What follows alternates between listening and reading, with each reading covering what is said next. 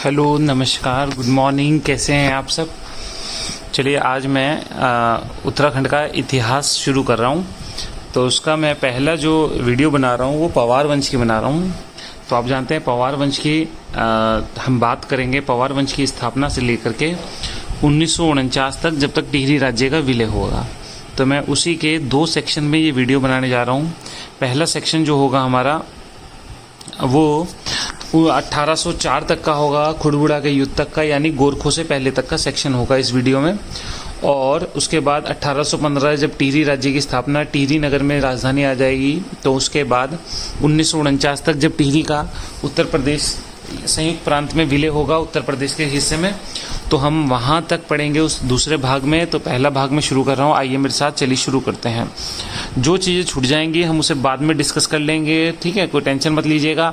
लेकिन आपको मैं बताऊँ, जो नए हैं, जो पहली बार देख रहे हैं या जिन्होंने पहले कभी नहीं पढ़ा है या जिन्होंने, तो वो बहुत आराम से देखिएगा। मैं एक एक चीज़ को बताऊँगा और एक एक चीज़ को डिस्कस करूँगा। बहुत लाभकारी है आपके लिए। यहाँ से 3-4 क्वेश्चन आ जाते हैं। तो जो भी चीज़ आपको समझ ना आए, आप एक रफ पेपर लेकर के बैठिएगा। ऐसा मत करिएगा कि नोट्स बनाने लग जाएं, वो तरीका सही नहीं है। आप एक रफ पेपर पे सारा का सारा अपने हिसाब से याद करते जाइएगा और दोबारा देख लीजिएगा। 2 बार वीडियो देखेंगे तो आपको याद हो जाएगा।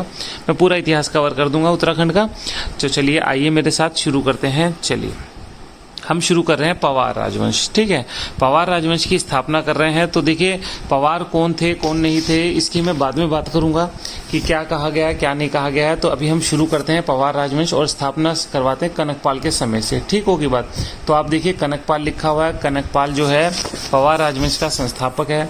इतिहासकारों में इनके काल को लेकर के हमेशा से मतभेद रहा है, इसलिए मैंने इनका काल नहीं लिखा है। जिनका मैं काल लिखूंगा उन्हें आपको काल भी याद करने हैं, जिनका मैं नहीं लिखूंगा वो समझिएगा कि कहीं ना कहीं इतिहासकारों में एक मत नहीं है, मतैक्य नहीं है, जिस कारण से मैंने काल नहीं लिखा है, ठीक है। और जो भी विवादित चीजें हैं वो मैं नहीं लिखूंगा, जिस पे क्लैरिटी नहीं है, स्पष्टीकरण नहीं है इतिहास का। हालांकि वो चीजें जो वैसी बुकें हैं, जो गाइड बुक टाइप मिलती हैं, उनमें लिख रखा है। लेकिन अगर इतिहासकार उसको अप्रूव नहीं करते हैं, तब तक मैं उसको प्रमाणिक नहीं मानूंगा और मैं उसकी जानकारी आपको नहीं दूंगा। चलिए शुरू करते हैं। देखिए, क्वेश्चन कैसे कैसे कहां से उठते हैं। देखिए, संस्थापक कनकपाल को माना गया है, ठीक बात है। बात हो रही है संस्थापक कनकपाल की, बात हो रही है। कह रहा किसने माना। एक किताब है जिसका नाम है सभासार में संस्थापक कनकपाल को माना गया है। किसने लिखी है ये किताब? सुदर्शन झा ने। तो आप देखिए, 3 क्वेश्चन हो गए यहाँ पे। इस तरह से याद कीजिए, सुदर्शन झा की पुस्तक सभासार ग्रंथ 7 भागों में है ये, ठीक है, 7 खंडों में है। उसमें कनकपाल को संस्थापक माना है, ठीक बात हो गई। अब नेक्स्ट क्वेश्चन पे आता हूं। तो कनकपाल का दूसरा नाम क्या मिलता है? भोगदत्त, और या गंग भी कनकपाल का दूसरा नाम मिलता है। बिल्कुल ठीक बात हो गई। देखिए, कहाँ से आया था ये? कनकपाल गुजरात से आया था, गुजरात का शासक था, वहां से आया था। कोई कहता तीर्थ यात्रा पर आया था, कोई कुछ कहता है, खैर जो भी था। तो यहाँ पर हमारे यहाँ पे ना गढ़ियां हुआ करती थी। तो उन गढ़ी में से एक गढ़ी थी जिसका नाम था चांदपुर गढ़ी, ठीक बात है। कौन सी गढ़ी? चांदपुर गढ़ी। तो चांदपुर गढ़ी का शासक था जिसका नाम था भानु प्रताप। भानु प्रताप ने अपनी लड़की की शादी गुजरात के कनकपाल से कर दी। और आप ये समझ लीजिए, इसका मतलब कनकपाल जो है यहाँ पर आकर के अपने साम्राज्य की स्थापना करेगा। गुजरात का शासक कनकपाल, ठीक है, अपने ससुराल में साम्राज्य की स्थापना कर रहा, उसे ही पवार राज्य बोलेंगे, ठीक होगी बात। अब क्या कहता है, एक हरिकृष्ण रतूड़ी इतिहासकार है जिन्होंने पुस्तक लिखी है गढ़वाल का इतिहास 1928 में। देखिए, ये भी एक क्वेश्चन है। तो हरिकृष्ण रतूड़ी ने पुस्तक लिखी है गढ़वाल का इतिहास। उन्होंने बताया कि कनकपाल धारा नगरी से आया है, ठीक होगी बात। और पातीराम की पुस्तक पढ़ेंगे, गढ़वाल एंशिएंट एंड मॉडर्न, तो आप कहेंगे ये मालवा से आया है। देखिए, मालवा से और धारा नगरी से कहीं ना कहीं सेक्शन एक ही है, तो वहां से जोड़ने का प्रयास करता है। आप अंततः देखेंगे पवार जो है गुज्जर साम्राज्य से भी कनेक्ट होंगे। अगर इतिहास की किताबों को अध्ययन किया जाए तो जो पवार राज्य है ये गुज्जर साम्राज्य का ही एक पार्ट भी बन जाएगा, ठीक है। तो आप देखिए, हरिकृष्ण रतूड़ी की गढ़वाल का इतिहास होगी। कनकपाल को हरिकृष्ण रतूड़ी क्या बताते हैं? कनकपाल को हरिकृष्ण रतूड़ी बताते हैं कि वो धारा नगरी से आया था। जबकि पातीराम की पुस्तक उत्तराखंड के पीसीएस में आई थी, 2009-10 के आसपास आई थी। गढ़वाल एंशिएंट एंड मॉडर्न है। अभी आपके यहाँ आया था कि कौन सी भाषा में है ये पुस्तक, अब आप देख के बताइएगा मुझे। शायद इंग्लिश में है ये पुस्तक। हमारे समूह ज्ञान में आया कि गढ़वाल एंशिएंट एंड मॉडर्न कौन सी लैंग्वेज में है, तो इंग्लिश में है। पातीराम की पुस्तक वो बताते हैं कि मालवा से आए थे, ठीक होगी बात। और ये गढ़वाल का इतिहास लिखी है हरिकृष्ण रतूड़ी की 1928 की। इसका सन भी यूबीटीआर एक बार डाल चुका है पेपर में, चलिए, उसके बाद अजय पाल, राहुल सांस्कृत्यायन। देखिए राहुल सांस्कृत्यायन को हम पढ़ते ही हैं। राहुल सांस्कृत्यायन क्या कहते हैं? कहते हैं कि मैं कनकपाल को वास्तविक संस्थापक मानता ही नहीं। तो किसे मानते हैं? राहुल सांस्कृत्यायन अजय पाल को वास्तविक संस्थापक मानते हैं। राहुल सांस्कृत्यायन कहते हैं कि अजय पाल, जो कि अगर जो हम पवारों की वंशावली देखें तो पवारों की वंशावली में अजय पाल 37वां राजा बैठेगा। तो राहुल सांस्कृत्यायन कहते हैं अजय पाल ही वास्तविक संस्थापक है। चलिए मैं आगे चलता हूं। अजय पाल से पहले ऐतिहासिक स्रोत उपलब्ध न होने के कारण, बिल्कुल ठीक बात है, इसके पूर्व काल को अंधकार युग की संज्ञा दी जाती है। मैं आपको ना एक चीज बता देता हूं, अंधकार युग का इतिहास में क्या डेफिनेशन है। देखिए, अगर दो चीजें होती हैं, किसी काल को ऐतिहासिक काल हम इसलिए कहते हैं, वहां पर पुरातात्विक सामग्री का साहित्यिक सामग्री से मेल होना चाहिए। अगर पुरातात्विक सामग्री और साहित्यिक सामग्री दोनों मिल रही हैं और उनमें मेल नहीं हो रहा है तो उसे अंधकार युग की संज्ञा दी जाती है। अगर ऐसा हो कि खाली पुरातात्विक सामग्री मिल रही है, साहित्यिक सामग्री नहीं मिल रही है, तो उसे हम प्राग ऐतिहासिक, आदि ऐतिहासिक, इन सेक्शंस में बांटते हैं। प्राग ऐतिहासिक काल हम इतिहास का वो पार्ट होता है जिसमें केवल और केवल पुरातात्विक सामग्री मिलती है, साहित्यिक सामग्री नहीं मिलती है। आदि ऐतिहासिक काल, जैसे हम सिंधु घाटी की सभ्यता को और वैदिक सभ्यता को कहते हैं, वहां पे क्या होता है, पुरातात्विक सामग्री के साथ साथ साहित्यिक सामग्री मिलती है, लेकिन हम सिंधु घाटी की लिपि को वर्तमान तक नहीं पढ़ पाए हैं, इसलिए सिंधु घाटी की सभ्यता आदि इतिहास में रखी गई है। आप कहेंगे वेदों को तो हमने पढ़ लिया, तो वेदों को आदि इतिहास में क्यों रखा? मैं आपको बताऊं, वेदों को पढ़ लिया, लेकिन वेद में कहीं भी ऐतिहासिक सामग्री नहीं मिलती है। वेद एक धर्म पे आधारित ग्रंथ है, तो इसलिए भी उनका मिलना ना मिलना इतिहास की दृष्टि से बहुत ज्यादा लाभकारी नहीं होता है, इसलिए सिंधु घाटी सभ्यता और वैदिक सभ्यता आदि इतिहास में जाती है। अब देखिए, अजय पाल से पहले जो है पुरातात्विक और साहित्यिक सामग्री का मेल नहीं हो रहा होगा, इसलिए इस काल को क्या दी गई है? अंधकार युग की संज्ञा दी गई है। अब आप समझिए होंगे कनकपाल का काल क्यों नहीं लिखा है, वरना मैं कनकपाल का यहाँ पर काल भी लिख सकता था, तो आप देख सकते हैं। चलिए मैं आगे चल रहा हूँ। और राहुल सांस्कृत्यायन ने तो अजय पाल को ही वास्तविक संस्थापक माना है। कनकपाल का उत्तराधिकारी कौन हुआ? श्यामपाल हुआ। देखिए, इससे ज्यादा कोई क्वेश्चन नहीं मिलते श्यामपाल के, तो मैंने आपको बता दिया। अब नेक्स्ट स्लाइड पे आ रहा हूं मैं। चलिए, अजय पाल। देखिए, अब इतिहास एकदम से जब मारता है और 37वें राजा के ऊपर आ जाता है, ठीक है, तो हमें ध्यान देना चाहिए। 37वां राजा कौन है? अजय पाल है। अजय पाल का काल 1500 से 1519 तक है। ठीक हो गई बात।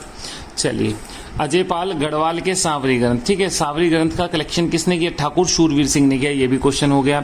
में अजय पाल को क्या कहा गया? अजय पाल को आदिनाथ कहा गया और महात्मा कहा गया। तो हमारा क्वेश्चन क्या बना? हमारा क्वेश्चन ये बना कि अजय पाल को किसने आदिनाथ और महात्मा कहा है? तो शूरवीर सिंह ने अपनी पुस्तक किसमें, सांवरी ग्रंथ में कहा है, अपने संकलन में। पवारों का वास्तविक संस्थापक भी इन्हें ही माना है। चलिए, मानुदय काव्य। मानुदय काव्य किसने लिखा? पहले तो क्वेश्चन यही हो गया, भरत कवि की किताब है मानुदय काव्य। अजय पाल की तुलना किससे की? अजय पाल की तुलना युधिष्ठिर से की है। तो आपसे पूछे गढ़वाल का युधिष्ठिर या हमारे उत्तराखंड का युधिष्ठिर की संज्ञा किसे दी गई है? तो मानुदय काव्य में दी गई है। किसने दी है? भरत कवि ने दी है। किसे दी है? अजय पाल को दी है। चलिए नेक्स्ट चलता हूँ। प्रोफेसर अजय रावत, ठीक बात है, जिनके हम नोट्स पढ़ते हैं, पुस्तक पढ़ते हैं, तो प्रोफेसर अजय रावत की पुस्तक है, आप जानते हैं, उत्तराखंड का राजनीतिक इतिहास। अजय रावत ने अजय पाल की तुलना किससे की है? सम्राट अशोक से की है। हमें देखना पड़ेगा, अशोक को हमें जानना चाहिए कि अशोक से क्यों करे हैं। अभी मैं आता हूँ, फिर एक्सप्लेन कर दूंगा। चलिए, मानशाह। मानशाह आप जानते हैं पवारों का शासक होगा मानशाह, उसके दरबार में होगा कवि भरत। भरत की पुस्तक रामायण प्रदीप, ये गलत लिखा हुआ है यहाँ पर, आप इसे काट देंगे, ठीक है, मैं इसे काट देता हूँ, ये गलत है। तो मेघाकर शर्मा की पुस्तक है जिसका नाम है रामायण प्रदीप। रामायण प्रदीप में अजय पाल को क्या कहा गया? अजय पाल को दुर्योधन कहा गया है। आप इसे याद कर लेंगे, वो गलत लिखा हुआ है तो मैंने काट दिया है, उसे आपको ध्यान नहीं देना है, ठीक है। रामायण प्रदीप में अजय पाल को दुर्योधन कहा गया। रामायण प्रदीप किसकी पुस्तक है? मेघाकर शर्मा की पुस्तक है। तो उसके बाद उत्तराखंड का नेपोलियन भी कहते हैं। नेपोलियन किसे कहते हैं? नेपोलियन कहते हैं सभी गढ़ों को एक किया, इसलिए नेपोलियन भी कहते हैं। देखिए, बिस्मार्क भी कह सकते हैं, बिस्मार्क कहने में भी कोई दिक्कत नहीं। क्यों? क्योंकि बिस्मार्क जर्मनी का एकीकरण करेगा। नेपोलियन भी कहते हैं, तो किसे कहते हैं? अजय पाल को कहते हैं। अजय पाल 52 गढ़ों का एकीकरण करेगा, ठीक है, तो इसलिए अजय पाल को ही वास्तविक संस्थापक भी माना गया है। अजय पाल को आदिनाथ और महात्मा किसने कहा? ठाकुर शूरवीर सिंह ने कहा। ठाकुर शूरवीर सिंह की पुस्तक का संकलन है, सांवरी ग्रंथ है, वो पवारों का वास्तविक संस्थापक मानते हैं। भरत कवि ने पुस्तक लिखी है मानुदय काव्य, किसके दरबार में लिखी? मानशाह के दरबार में लिखी। अजय पाल की तुलना किससे करते हैं? अजय पाल की तुलना तुलना युधिष्ठिर से की गई है। प्रोफेसर अजय रावत ने क्या कहा है? प्रोफेसर अजय रावत ने अजयपाल की तुलना सम्राट अशोक से की है। मेघागर शर्मा ने पुस्तक लिखी है जिसका नाम है रामायण प्रदीप। रामायण प्रदीप में अजयपाल को क्या कहा गया है? अजयपाल को दुर्योधन कहा गया है। उसके बाद में नेक्स्ट आता हूं तो उत्तराखंड का नेपोलियन क्यों कहते हैं? उत्तराखंड का नेपोलियन इस संदर्भ में कहते हैं कि इन्होंने सभी गढ़ों का एकीकरण किया है। इस रिस्पेक्ट में कभी कभी इन्हें उत्तराखंड का नेपोलियन कहते हैं। मैं तो कहता हूं कि आप बिस्मार्क भी कह दीजिए। कार्यों के आधार पर उपाधि दी जाती है, तो कार्यों के आधार पर उपाधि की अगर बात करूं तो आप देखिए गढ़वाल के एकीकरण किया, कार्यों के आधार पर उपाधि दी है। चलिए नेक्स्ट आता हूं अजयपाल। अजयपाल को गढ़वाल का बिस्मार्क, ठीक बात है, अगले उसमें लिखी दिया। मैंने आपको बताया बिस्मार्क ने जर्मनी का एकीकरण किया था। भारत के बिस्मार्क आप जानते ही हैं, सरदार वल्लभ भाई पटेल को कहते हैं। उन्होंने देशी रियासतों का 563, कहीं लिखा 550, तो देशी रियासतों का एकीकरण किया था। तो गढ़वाल का एकीकरण उन्होंने 52 गढ़ों का एकीकरण किया है अजयपाल ने, इसलिए गढ़वाल का बिस्मार्क भी कहते हैं। पातीराम की पुस्तक अभी हमने पढ़ी। कौन सी पुस्तक थी? गढ़वाल एंशिएंट एंड मॉडर्न थी। उसमें अजयपाल को क्या कहा गया? गढ़पाल कहा गया। देखिए मैं सारे डिस्कस करूंगा, पीछे वाले भी बोलता जाऊंगा, आप याद करते जाइएगा। अब अजयपाल ने क्या करा? अजयपाल अपनी राजधानी चांदपुरगढ़ से कहाँ लाएगा? पहले तो देवलगढ़ लाएंगे और देवलगढ़ से फिर श्रीनगर। कब की बात है? ये 1517 की बात है। हमने क्या पढ़ा? अजयपाल का काल हमने पढ़ा 1500 से 1519 है। तो ये कहाँ से कहाँ राजधानी ले गया? देवलगढ़। देवलगढ़ से श्रीनगर लाया। देवलगढ़ का भी क्वेश्चन आया, श्रीनगर का भी क्वेश्चन आया, अभी मैं डिस्कस करूंगा। श्रीनगर के पास देवलगढ़ में, ठीक बात है, देवलगढ़ वही है, अपनी कुलदेवी राजराजेश्वरी देवी का मंदिर बनवाएगा, उनको प्रतिष्ठित कराएगा, प्राण प्रतिष्ठा करवाएगा। कहाँ पे? देवलगढ़ में। तो देवलगढ़ में हमारा एक मंदिर हो गया। मंदिर का नाम है राजराजेश्वरी मंदिर। किसने? अजयपाल ने स्थापित कराया है। देवलगढ़ गोरखा पंथ के स्वामी सन्यासी थे जिनका नाम सतनाथ का आवास था, तो इसने वहां पर बनवाया। ठीक होगी बात। अजयपाल किसको मानता था? नाथ पंथ को मानता था। ठीक होगी बात। जॉर्ज डब्ल्यू विंक्स ने क्या कहा अजयपाल को? अजयपाल को गोरखपंथी संप्रदाय के 84 सिद्ध हैं। तो डब्ल्यू विक्स ने कहा है कि अजयपाल तो 84 सिद्धों में से एक था। तो आप देखिए, अब मैं आपको बताता हूं अशोक क्यों कहा था। किसने कहा था अशोक? पहले तो मैं आता हूं। ऐसे अजय रावत प्रोफेसर और ऐसे अशोक कहते हैं क्योंकि अजय रावत, अशोक की जो विशेषता थी, अशोक जो है राजनीतिक और धार्मिक दोनों को समानांतर रूप से लेकर चला था। अशोक का बौद्ध धर्म के प्रति डेडिकेशन था। इसी तरह से जो हमारे अजयपाल है, अजयपाल का जो डेडिकेशन है नाथ संप्रदाय के प्रति है, आप देख सकते हैं। इसलिए अजयपाल ने क्या कह दिया? अशोक की संज्ञा दी है। बिस्मार्क किसने कहा है? गढ़वाल का एकीकरण करने के कारण बिस्मार्क कहा है। पातीराम ने क्या कहा? पातीराम ने पैसे पैसे पाल यानी गढ़ का पाल कहा है, याद कर लेंगे हम। राजधानी लाया देवलगढ़ से कहा लाया? श्रीनगर लाया। ठीक होगी। राजराजेश्वरी देवी को प्रतिष्ठित करवाया। डब्ल्यू विक्स ने क्या कहा? जॉर्ज डब्ल्यू विक्स ने कहा 84 सिद्धों में से एक माना जाता है। आप याद करिएगा आराम से, कोई दिक्कत नहीं है। चलिए मैं नेक्स्ट चलता हूं, आ जाइए मेरे साथ आप। ठीक है, नेक्स्ट चलते हैं।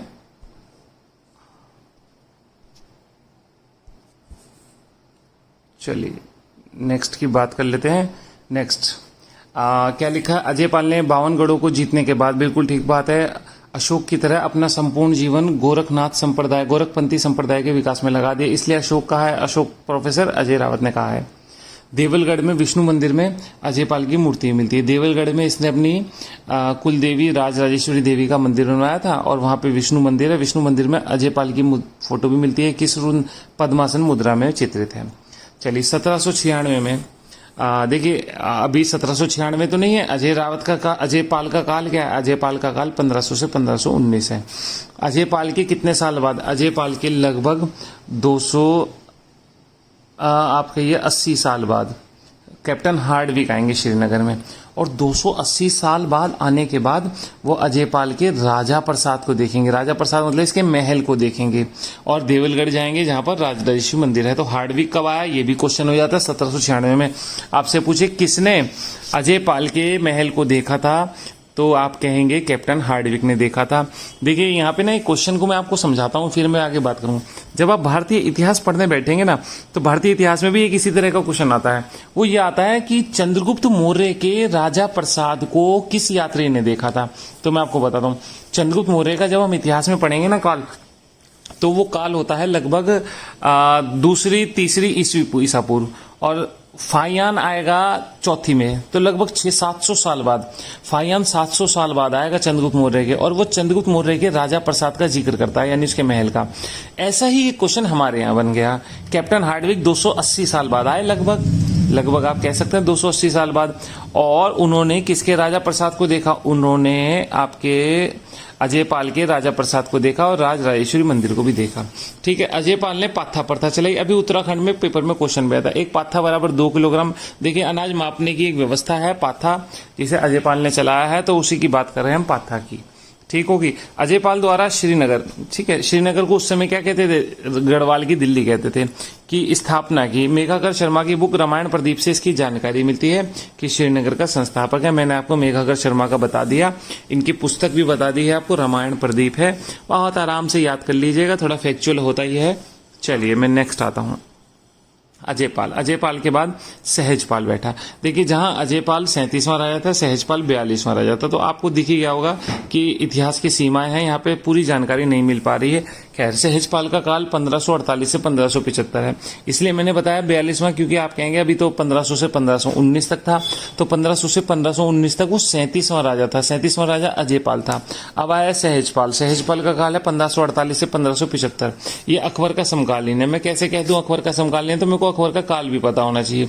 अकबर का काल 1556 से 1605 है, तो अकबर का समकालीन बोल देते हैं इसे। तामपत्रों में क्या कहा गया? तामपत्रों में वीर गुणज्ञ सुखद प्रजाया कहा गया है, इसकी उपाधि दी गई है। ठीक बात है। तो आपसे ऐसे ही पूछ लेता है, उत्तराखंड में इस तरह के क्वेश्चन उठा के डाल देता है कि उत्तरा गढ़वाल में किसी वीर गुणज्ञ सुखद प्रज्ञा कहा गया है, तो वीर गुणज्ञ सुखद प्रजाया कहा गया है को। ठीक हो। हुसैन खान ने इसके समय आक्रमण किया। मैं एक बार सारे आक्रमणकारियों को इकट्ठा करके बताऊंगा, अभी आप याद कर लीजिए। सहज में सह है और है से हुसैन खान ने सहजपाल के समय आक्रमण किया। आगे आगे ऐसे क्वेश्चन भी उठ के आएंगे, ये संभावना है। चलिए, रघुनाथ मंदिर कहाँ है? श्रीनगर में है। श्रीनगर में घंटी को चढ़ाया था रघुनाथ मंदिर में। ठीक बात है। किसने? रघुनाथ मंदिर देवप्रयाग में है, सॉरी मैं श्रीनगर बोला, देवप्रयाग टिहरी में है रघुनाथ मंदिर का पूरा इतिहास है कि कैसे भगवान राम ने यहाँ पे तपस्या की थी, यहाँ पे पूजा की थी, वो सारी की सारी कहानी पढ़ेंगे हम। तो आप देख लीजिए, भगवान राम का मंदिर है रघुनाथ मंदिर। यहाँ पर घंटी कौन चढ़ा रहा है? सहजपाल घंटी चढ़ा रहा है। ठीक है। कहते हैं सहजपाल के समय गढ़वाल जो है अपनी पूरी प्रगति की चरम सीमा पर था। ठीक होगी बात, तो इंपॉर्टेंट हो गई बात। सहजपाल को हमने पढ़ा। चलिए मैं नेक्स्ट चलता हूँ। थोड़ा डिटेल कम करनी पड़ेगी, वीडियो लंबी हो रही है। देखिए, अभी 2-3 राजा हुए और 17-18 मिनट की वीडियो हो गई। ठीक है, चलिए नेक्स्ट आता हूँ। बलभद्र शाह लिखा हुआ है, आप देखिए 1575 से 1591। जिसके काल लिखे हैं ना, काल याद करने पड़ेंगे, टिप्स पे होने चाहिए। ठीक होगी। चलिए, बलभद्र पाल से अजयपाल था, अभी आपने देखा। बलभद्र पाल से शाह हो गया। किसने दी उपाधि? बहलोल लोधी ने दी। देखिए, आपको भी यहाँ पे कॉन्ट्राडिक्शन में आपको समझा देता हूँ। इतिहास में कई बार क्वेश्चन आ चुका है कि पवार को, पालों को शाह की उपाधि किसने दी? तो सॉरी, बलभद्र शाह को पाल की उपाधि किसने दी थी? तो सॉरी, मैं गलत बोल रहा हूँ। बलभद्र पाल था जिसे शाह की उपाधि किसने दी? बहलोल लोधी ने दी। अब आपको मैं एक बताता हूँ, आपने याद कर लिया, पेपर में भी आया, आप टिक भी मार देंगे, लेकिन आप कंसेप्ट तो पता होना चाहिए। बहलोल लोधी का काम बताइए मुझे, ना काल बताइए। बहलोल लोधी का अगर जो मैं काल पढ़ूं तो वो होता है 1451 से 1488 भारतीय इतिहास में। और ये तो मिस मैच हो रहा है, तो मैं इसमें कुछ नहीं कर पाऊंगा। इतिहासकारों ने भी किताबों में लिखा है, नहीं लिखा, लेकिन हमारे यहाँ पर्चे में ट्रेंड बन गया। कुछ लोग इस तरह के पेपर बनाते हैं जिनका कोई स्तर नहीं होता, बस बना के रख देते हैं। अब उससे क्या होता है? उससे बच्चे भ्रमित होते हैं। आप जानेंगे नहीं, कई क्वेश्चन तो आज भी गलत ही चल रहे हैं परीक्षा में। ठीक है, लेकिन आप देख लीजिए, कभी आपको मारना पड़े कि किसने दी, तो आप कहेंगे बहलोल लोधी ने दी। देखिए, अब क्या हुआ मैं आपको बताता हूँ। बलभद्र शाह का काल उत्तराखंड में 1575 से 91 है, ये प्रमाणिक माना गया है। बहलोल लोधी का भारतीय इतिहासकारों ने प्रमाणिक मान रखा 1451 से 1488। अब बताइए, दोनों में कोई मैच नहीं है। और हमारे यहाँ पेपर कराने वाली संस्थाओं ने ये मान लिया कि उपाधि बहलोल लोधी ने दी। अब बताइए, तीनों के मत मैंने आपके सामने रख दिए हैं। तो पेपर बनाने का थोड़ा स्तर नहीं है, गलती हो जाती है, थोड़ा ध्यान रखना चाहिए सबको। चलिए देखिए, और फिर किताबों में, इतिहास की किताबों में लिखता है, इससे पहले कल्याण 38वां राजा था जिसने भी कल्याण शाह की उपाधि धारण की थी। कल्याण के समय कल्याण शाह पहले एक राजा था जो उपाधि धारण कर चुका है, तो इस पॉइंट को भी याद रखिएगा आप। ठीक है, चलिए अब आप देखते हैं इसके समय की घटना होती है, वो है ग्वालधम का युद्ध या बधानगढ़ी का युद्ध। बधानगढ़ी चमोली में है, ग्वालधम चमोली ये युद्ध है। ठीक बात है। ये किस किस के बीच में हो रहा है? तो आप देख सकते हैं चंद और पवारों के बीच। पवार हमारा है बलभद्र और चंद हमारा है रुद्रचंद। ठीक होगी बात। रुद्रचंद हमारा कौन है? रुद्रचंद हमारा चंदों का शासक है, तो हमें देख लेना चाहिए। और मैं आपको बताऊं रुद्रचंद का काल क्या है, तो रुद्रचंद का काल होता है 1568 से 1597। ठीक है, मैं आपको थोड़ा थोड़ा कंपैरिजन भी करता चलूंगा। 1568 से 1597 होता है, तो डेफिनेटली आपको इस तरह क्रॉस चेक करना चाहिए। देखिए काल मैच हो रहे हैं बलभद्र का रुद्रचंद से। तो ये युद्ध हुआ, युद्ध निर्णायक रहा। चलिए हमने याद कर लिया, एक युद्ध है 1581 में, ग्वालधम का युद्ध है, बधानगढ़ी का युद्ध है, जिसमें रुद्रचंद जो है चंदों का शासक है, उसका सेनापति कौन है? उसका सेनापति पुरुषोत्तम पत्र है, जो मारा गया था। बिल्कुल ठीक बात हो गई। तो हमने ऊपर भी यही लाइन थी, पुरुषोत्तम पत्र रुद्रचंद का सेनापति था, जिसने गढ़वाल पर आक्रमण किया है। तो गढ़वाल और पवार और चंदों का संघर्ष हो रहा है। बलभद्र की तुलना किससे की जाती है? भीम से की जाती है। इसे बलराम शाह भी कहा जाता है। बिल्कुल ठीक बात होगी, हम याद कर लेंगे। किस पवार राजा की तुलना भीम से की जाती है? तो बलभद्र की तुलना बलराम शाह भी कहते हैं और भीम से की जाती है। चलिए, तो यहाँ पे मैंने आपको जो संभावित क्वेश्चन थे, जो भी डिस्प्यूट है, वो मैं आपको बताता चलूंगा।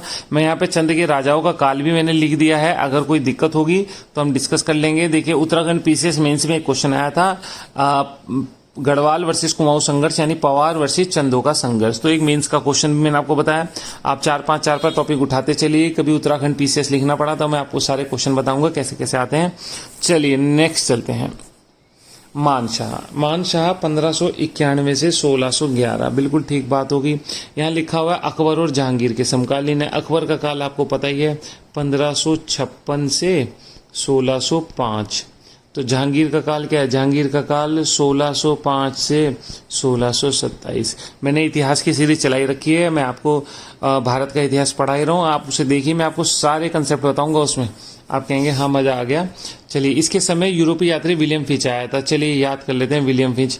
आप जानते हैं विलियम हॉकिंस, विलियम फिंच ये आए थे भारत में, तो यूरोपीय यात्री विलियम फिंच यहाँ भी घूमने आ गया था। चलिए, उसके बाद अब क्या इसके समय भी पवारों का चंदों से संघर्ष हो रहा है? हाँ हो रहा है। कुमाऊं का शासक है लक्ष्मीचंद। चलिए बिल्कुल ठीक बात है। इसका काल 1597 से 1621 है। लक्ष्मीचंद से पहले रुद्रचंद था, हमने उसका काल पढ़ा 15, देख लीजिए हमने उसका काल पढ़ा था 1568 से 1597। रुद्रचंद के बाद चंदों का शासक बना है जिसका नाम है लक्ष्मीचंद। लक्ष्मीचंद 1597 से 1621 है। लक्ष्मीचंद का सेनापति कौन है? गेंडा है। चलिए, लक्ष्मीचंद के समय गढ़वाल पर 7 बार आक्रमण किया और 7 बार पराजित हुआ है। कौन? चंद पराजित हुए हैं, लक्ष्मीचंद पराजित हुआ है। तो मानशाह यहाँ का उत्तराखंड का शासक है, फिर गढ़वाल का शासक है। पवारों का शासक कौन है? मानशाह। मानशाह के सेनापति एक तो है नंदी और एक है जीतू बगड़वाल। आप बाद में पढ़ेंगे पवाड़े यानी वीर गाथा के गाने होते हैं हमारे पहाड़ी क्षेत्रों में, तो वो जीतू बगड़वाल के गीत भी हैं, नंदी है ना, ये सारे के सारे गीत गाए जाते हैं। तो आप देख लीजिए पवार और चंदों का संघर्ष हो रहा है। मानशाह है पवारों का राजा और चंदों का शासक है लक्ष्मीचंद। लक्ष्मीचंद ने 7 बार आक्रमण किया है। ठीक बात है। लक्ष्मीचंद को क्या कहते हैं? लखूली बिराली कहते हैं। वो सारे क्वेश्चन में चंदों में डिस्कस करूंगा। मेरा यहाँ पे फोकस चंदों को डिस्कस करना नहीं है, मेरा यहाँ पे फोकस पवारों को डिस्कस करना है। एक बार चंदों को डिस्कस कर लूंगा, चंदों को डिस्कस करने के बाद मैं दोनों को मिक्स कर दूंगा, फिर आप कहेंगे हाँ समझ आ गया। चलिए, तो 7 बार आक्रमण किया, 7 बार लक्ष्मीचंद पराजित हुआ। चलिए दुर्भाग्य से, लेकिन 8वीं बार लक्ष्मीचंद विजयी हो गया। गेंडा आया 8वीं बार विजय हो गया। बिल्कुल ठीक बात। अब लक्ष्मीचंद विजयी हुआ है। लक्ष्मीचंद ने विजय की खुशी में अपने क्षेत्र में तो पहुंचा नहीं, इसने क्या करा, ऊंची पहाड़ी पर चले और आग लगाई, जिससे धुआं छूटा और धुएं से सूचना पहुंच गई अल्मोड़ा में कि भाई हम जीत गए हैं, चंद जीत गए हैं। तो इसी त्योहार को खतुड़वा त्योहार कहते हैं, जिसमें ये आग लगाई जाती है वो बना करके घास वास में। ठीक है, खतुड़वा त्योहार होता है। तो मानशाह को आपने समझा, मानशाह अकबर जहांगीर का समकालीन है। यूरोपीय यात्री विलियम फिंच यहाँ भी आया था। लक्ष्मीचंद ने 7 बार आक्रमण किया, 7 बार पराजित हुआ, लेकिन 8वीं बार लक्ष्मीचंद पराजित हो गया है। लक्ष्मीचंद ने क्या करा था? लक्ष्मीचंद जब 8वीं बार जीत गया है तो उसका सेनापति गेंडा है, जबकि हमारे यहाँ पे जो पवार है मानशाह का सेनापति नंदी और जीतू बगड़वाल है। ऐसे क्वेश्चन पूछे जा सकते हैं कौन किसका सेनापति है। इसने खतुड़वा त्योहार कुमाऊं की गढ़वाल पर विजय की स्मृति में मनाया जाता है, क्योंकि इन्होंने सूचना दी थी। चलिए मैं आगे चलता हूँ। नेक्स्ट, अब रघुनाथ मंदिर पे फिर आगे। रघुनाथ मंदिर में शिलालेख मिले हैं। शिलालेख जो लिखे हैं ना, वो किसके द्वारा लिखे गए? मानशाह के द्वारा। क्वेश्चन बनता है भाई साहब की रघुनाथ मंदिर के शिलालेख का संबंध किस राजा द्वारा लिखवाए गए हैं? किसके? तो आप समझ जाइए, शिलालेख द्वारा। रघुनाथ मंदिर के शिलालेख मानशाह के हैं। अभी हमने रघुनाथ मंदिर में घंटी चढ़वाई थी, आपको याद होगा किससे चढ़वाई थी? देखिए मैं आपको पीछे आता हूँ तो आप देखिए, रघुनाथ मंदिर में घंटी किससे चढ़वाई थी? अपने सहजपाल से चढ़वाई थी। और रघुनाथ मंदिर के शिलालेख किसके हैं? रघुनाथ मंदिर के शिलालेख मानशाह के हैं। चलिए, भरत ने अपनी किताब लिखी है मानउदय काव्य, ठीक है, मानशाह के समय लिख रहा है, इसका जिक्र भी करता है। चलिए क्या जिक्र, तो जहांगीर ने क्या करा, जहांगीर ने भरत कवि को कौन सी उपाधि, ज्योतिक राय की उपाधि दी, ये जिक्र मिलता है मानउदय काव्य में। चलिए बिल्कुल ठीक बात हो गई। हम कह रहे हैं भरत कवि किसके मानशाह के दरबार में मानउदय काव्य लिख रहा है, भरत कवि को जहांगीर ने जैसे ज्योतिक राय की उपाधि दी थी। अच्छा हो गया। उसके बाद हरिद्वार की नींव रखने का भी श्रेय इसको, यहाँ पे निर्माण कार्य शुरू करेगा, तो कहते हैं कि ये बसाया था इसने क्षेत्र, तो हरिद्वार की नींव रखने का श्रेय भी इसी को जाता है। चलिए कह रहा देव प्रयाग में कि क्षेत्रपाल मंदिर है, क्षेत्रपाल मंदिर में जो अभिलेख मिला है वो भी मानशाह का, तो मानशाह के देव प्रयाग और रघुनाथ मंदिर दोनों में अभिलेख मानशाह के हैं, दोनों को तो मिला करके याद कर लेंगे। जैसे ज्योतिक राय की उपाधि जहांगीर ने दी थी, किसे दी थी, मानउदय काव्य के लेखक भरत को दी थी। हरिद्वार की नींव भी रखी है किसने, इसी ने रखी है, तो मानशाह पढ़ रहे हैं। चलिए नेक्स्ट क्वेश्चन पे आता हूं। श्याम शाह 1611 से 1631 है, बिल्कुल ठीक बात है। चलिए इसे गढ़वाल का मोहम्मद बिन तुगलक कहते हैं। मोहम्मद बिन तुगलक क्यों कहते हैं, इसकी लापरवाही वाले कार्यों के लिए इसे मोहम्मद बिन तुगलक कहते हैं। पेपर में क्वेश्चन आया, कुमाऊं का मोहम्मद बिन तुगलक, गढ़वाल का मोहम्मद बिन तुगलक। गढ़वाल का अभी तक नहीं आया है कि मोहम्मद बिन तुगलक किसे कहते हैं, लेकिन कुमाऊं का मोहम्मद बिन तुगलक आ गया है, चंदों का शासक है। मैं वहां डिस्कस करूंगा कि भाई किसे आप कुमाऊं का मोहम्मद बिन तुगलक कहते हैं, तो मैं वहां चंदों में डिस्कस करूंगा। अगर आप कहेंगे तो मैं बता दूंगा, मैं डिस्कस नहीं कर रहा ना चंदों को, मैं आपको पहले ही बता चुका हूं कि मैं चंदों को डिस्कस नहीं कर रहा हूं, ठीक होगी बात, तो इसलिए मैं आगे चलता हूं यहाँ पे। चलिए तो हम बात कर रहे हैं, इसका उल्लेख जहांगीरनामा में मिलता है, श्याम शाह का जिक्र आता है। श्याम शाह को जहांगीरनामा में क्या कहा गया, जमींदार। जहांगीरनामा किसकी पुस्तक है, जहांगीरनामा आप जानते हैं मुगल बादशाहों में दो ही बादशाह हैं जिन्होंने अपनी आत्मकथा लिखी, एक है आपका बाबर ने तुर्की भाषा में लिखी थी, और एक है जहांगीर, तुजू के जहांगीरी है जहांगीरनामा। मैंने जब इतिहास की सीरीज पढ़ाई तो वहां पे आप कमेंट करना जहांगीरनामा को किसने, दो और व्यक्ति थे जिन्होंने उसे पूरा किया, मैंने वहां पे आपको पढ़ाया भी था। खैर जहांगीरनामा में किस पवार राजा का जिक्र मिलता है, तो श्याम शाह का जिक्र मिलता है, बिल्कुल ठीक बात होगी। जहांगीर ने इसे क्या दिए थे, हाथी घोड़े गिफ्ट किए थे, ये क्वेश्चन आया पेपर में, और जमींदार कहकर पुकारा है हाथी घोड़े। जहांगीर से कहाँ मिला था श्याम शाह, आगरा में मिला था, बिल्कुल ठीक बात है। चलिए क्या पवारों के यहाँ सती प्रथा थी, हाँ हमें इसका जिक्र मिल जाता है। इसके समय सती प्रथा प्रचलित थी, किसके समय, श्याम शाह, शह से श्याम शाह, शह से सती प्रथा, और शह से 60 रानी सती हुई थी इसके मरने पर। देखिए बहुत शादी कर रखी थी भाई। चलिए और 60 रानी तो वो होंगी जो मतलब बिल्कुल पत्नी के रूप में शादी करी होगी, ठीक है जी। चलिए शह से 60, शह से सती और शह से श्याम शाह, ठीक होगी बात। और जहांगीर ने श्याम शाह को क्या जमींदार की उपाधि दी, हाथी घोड़े गिफ्ट दिए, आगरा में मिला था। श्याम शाह को मोहम्मद बिन तुगलक भी कहते हैं। चलिए गढ़वाल का नेक्स्ट आता हूँ। इसके समय में जेसुइट पादरी मिशन श्रीनगर आया था, बिल्कुल ठीक बात है। आप काल देखिए क्या था, 1611 से 1631 था श्याम शाह का। श्रीनगर में पहला पादरी जो आया था अंतोनियो द अंदाद्रे, इसी के समय आया था, पेपर में आया था, 1624 में आया था। और शोपरोंग, श्रीनगर को शोपरोंग बोल रहा होगा, शोपरोंग क्षेत्र में एक इसने क्या चर्च बनाई थी। चर्च 10 अप्रैल, दो किताबों में अलग अलग डेट दे रखी थी, 10 अप्रैल 1626, 11 अप्रैल 1626, मैंने लिख दिया आपके। अंतोनियो द अंदाद्रे किसके समय आया है, अंतोनियो द अंदाद्रे जेसुइट पादरी मिशन है जो कि श्याम शाह के समय आ रहा है 1624 में। 1626 में चर्च बन रही है, पहली चर्च कह लीजिए आप हमारे यहाँ उत्तराखंड में। चलिए देखिए उसके बाद एक जगह जानकारी मिलती है कि सिलासारी नामक गांव का एक अंश शिवनाथ जोगी को दान दिया था। किसने दिया था, श्याम शाह ने दिया था। तो शह से श्याम शाह, शह से सिलासारी गांव, शह से शिवनाथ जोगी को दान दिया था, भूमि का एक टुकड़ा दिया था। चलिए शिरोमणि ग्रंथ की रचना करी, बिल्कुल श्याम शाह की हो गई। और श्याम शाही बागान बनवाया, बिल्कुल ठीक बात होगी। राजगुरु कौन थे, राजगुरु शंकर देव थे, इनके शह से ही हैं सारे। चलिए पवारों में से विलासी राजा की संज्ञा दी जाती है, ठीक बात है। किसे, श्याम शाह को। मृत्यु अलकनंदा में नदी में डूबने से हुई। चलिए ज्यादा क्वेश्चन तो नहीं है, अलकनंदा नदी में डूबने से किस राजा की मृत्यु हुई, ये क्वेश्चन बन जाता है। श्याम शाह। किसके मरने पर उसकी रानी सती हो गई थी, 60 रानी है। श्याम शाह। श्याम शाह के गुरु कौन है, राजगुरु हैं शंकर देव। शह से ही जहांगीर से मिला, जेसुइट पादरी मिशन आया, शॉ से शोपरोंग में चर्च बनवाई, अंतोनियो द अंदाद्रे आया था श्रीनगर में, श्याम शाही बाग लगवाया, शिरोमणि ग्रंथ की रचना हुई। ठीक है, ये सारे के सारे क्वेश्चन हो गए श्याम शाह के। चलिए मैं आगे चलता हूँ, आप कहें तो मैं इसे रोकूं, पार्ट बदलूं, क्योंकि वीडियो लंबी हो रही है, आपको देखने में भी दिक्कत होगी। चलिए मैं इतना रोकता हूँ और आगे यहाँ से आगे नेक्स्ट वीडियो में करता हूँ।